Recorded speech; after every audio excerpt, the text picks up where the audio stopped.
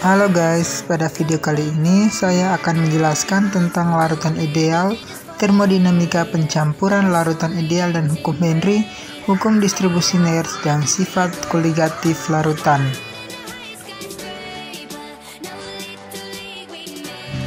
Nah, pertama-tama kita perlu ketahui apa itu larutan. Larutan adalah campuran homogen yang terdiri dari dua atau lebih zat.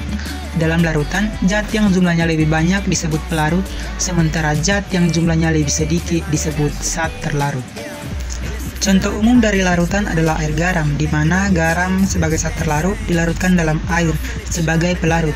Pada larutan ini, garam terdistribusi secara merata di seluruh air, sehingga setiap bagian larutan memiliki komposisi yang sama.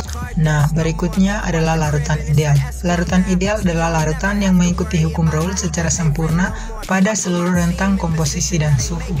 Dalam larutan ideal, interaksi antara molekul zat terlarut dan pelarut sama dengan interaksi antara molekul zat terlarut sesamanya dan pelarut sesama. Berikutnya ciri-ciri larutan ideal.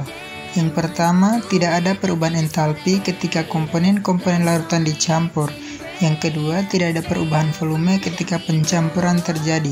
Dan yang ketiga, mengikuti hukum Raoult untuk tekanan uap larutan.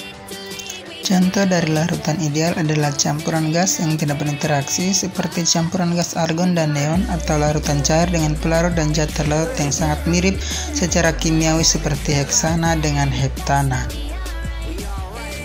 Selanjutnya, termodinamika pencampuran larutan ideal. Termodinamika pencampuran larutan ideal mengacu pada proses pencampuran dua atau lebih komponen yang membentuk larutan tanpa perubahan entalpi dan dengan entropi yang bertambah. Berikut beberapa konsep termodinamika pencampuran larutan ideal, yaitu yang pertama, energi bebas Gibbs. Dalam larutan ideal, perubahan energi bebas Gibbs untuk pencampuran ditentukan pada kontribusi entropi. Yang kedua, entropi pencampuran. Entropi pencampuran selalu positif, menunjukkan peningkatan ketidakteraturan ketika komponen-komponen larutan bercampur. Yang ketiga, entalpi pencampuran. Untuk larutan ideal, perubahan entalpi pencampuran adalah nol karena tidak ada interaksi khusus antara molekul komponen yang berbeda selain yang ada dalam komponen murni. Yang keempat, hukum Raoult. Tekanan uap dalam larutan mengikuti hukum Raoult. Selanjutnya, hukum Henry. Hukum Henry adalah prinsip dalam kimia yang menjelaskan hubungan antara tekanan gas di atas cairan dengan kelarutan gas tersebut dalam cairan. Hukum Henry menyatakan bahwa pada suhu konstan, jumlah gas yang terlarut dalam suatu cairan berbanding lurus dengan tekanan. Secara matematis, hukum Henry dinyatakan dengan persamaan C sama dengan KH kali P, di mana C adalah konsentrasi gas, KH adalah konstanta Henry, dan P adalah tekanan parsial gas. Selanjutnya, aplikasi hukum Henry. Yang pertama, pada industri minuman berkarbonasi. Misalnya, pada minuman soda, tekanan karbon dioksida ditingkatkan untuk melarutkan lebih banyak gas dalam cairan. Yang kedua, pengelolaan lingkungan. Dalam pengelolaan air dan analisis lingkungan, hukum Henry membantu memprediksi konsentrasi gas seperti oksigen. Yang ketiga, pada kimia atmosfer dan klimatologi. Misalnya, bagaimana karbon dioksida dari atmosfer dilarutkan dalam air yang mempengaruhi siklus karbon global dan perubahan iklim. Yang keempat, pengelolaan gas. Hukum Henry membantu dalam proses penyerapan gas berbahaya atau yang tidak diinginkan ke dalam cairan pelarut.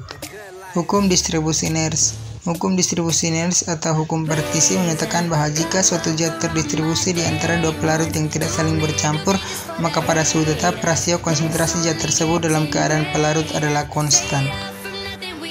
Hukum distribusi Nares berlaku dengan beberapa asumsi. Yang pertama, zat yang didistribusikan tidak mengalami perubahan kimia dalam kedua pelarut.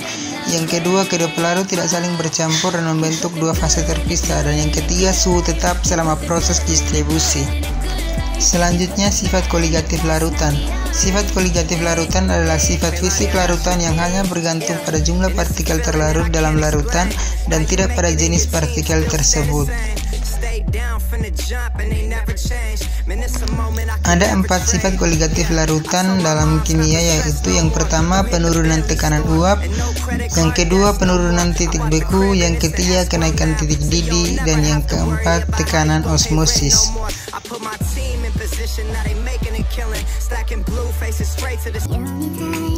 Sekian materi yang saya jelaskan. Terima kasih dan sampai jumpa di video berikutnya.